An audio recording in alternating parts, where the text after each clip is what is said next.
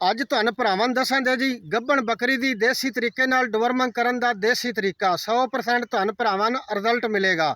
ਅਗਰ ਅੰਗਰੇਜ਼ੀ ਦਵਾਈ ਗੱਭਣ ਬੱਕਰੀਆਂ 'ਚ ਇਸਤੇਮਾਲ ਕਰਵਾਓ 95% ਚਾਂਸ ਵੱਧ ਜਾਂਦੇ ਨੇ ਬੱਕਰੀਆਂ ਬੱਚੇ ਗਿਰਾ ਦਿੰਦੀਆਂ ਨੇ। ਅੰਗਰੇਜ਼ੀ ਦਵਾਈ ਬਿਲਕੁਲ ਇਸਤੇਮਾਲ ਗੱਭਣ ਬੱਕਰੀਆਂ 'ਚ ਨਹੀਂ ਕਰਵਾਉਣੀ। 100 ਗ੍ਰਾਮ ਦੇਸੀ ਲਸਣ, ਫਾਰਮੀ ਲਸਣ ਨਹੀਂ ਲੈਣਾ। 100 ਗ੍ਰਾਮ ਦੇਸੀ ਲਸਣ ਛਿੱਲ ਕੇ ਸਾਫ਼ ਸੁਥਰਾ ਕਰ ਲਓ, ਕੁੱਟ ਕੇ ਬਰੀਕ ਕਰ ਲਓ। ਅੱਧਾ ਕਿਲੋ ਪਾਣੀ ਦੇ ਵਿੱਚ ਅੱਛੇ ਤਰੀਕੇ ਨਾਲ ਕਾੜਾ ਬਣਾਓ। ਕਾੜਾ ਬਣਾ ਕੇ ਥੱਲੇ ਉਤਾਰ ਲਓ, ਠੰਡਾ ਕਰ ਲਓ, ਛਾਣਨੀ 'ਚ ਛਾਣ ਲਵੋ, ਕਿਸੇ ਬਰਤਨ 'ਚ ਮਹਿਫੂਜ਼ ਕਰ ਲਓ। ਖੁਰਾਕ ਕਿੰਨੀ ਦੇਣੀ ਹੈ? 100 ml ਦੇਸੀ ਲਸਣ ਦਾ ਕਾੜਾ, 2 ml ਸੇਬ ਦਾ ਸਿਰਕਾ।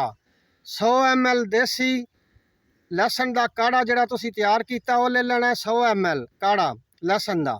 2 ml ਵਿੱਚ ਸੇਬ ਦਾ ਸਿਰਕਾ ਮਿਕਸ ਕਰ ਲੈਣਾ। ਹਫ਼ਤੇ 'ਚ 1 ਖੁਰਾਕ ਦਿਓ ਗੱਭਣ ਬੱਕਰੀ ਨੂੰ, ਮਹੀਨੇ 'ਚ 4 ਖੁਰਾਕਾਂ। ਅੱਲਾ ਦੇ ਹੁਕਮ ਨਾਲ ਤੁਹਾਡੀ ਬੱਕਰੀ ਦੇ ਬਿਲਕੁਲ ਪੇਟ ਦੇ ਕੀੜੇ ਖਤਮ ਹੋ ਜਾਣਗੇ। ਤੁਹਾਡਾ ਜਾਨਵਰ ਤੰਦਰੁਸਤ ਰਹੇਗਾ।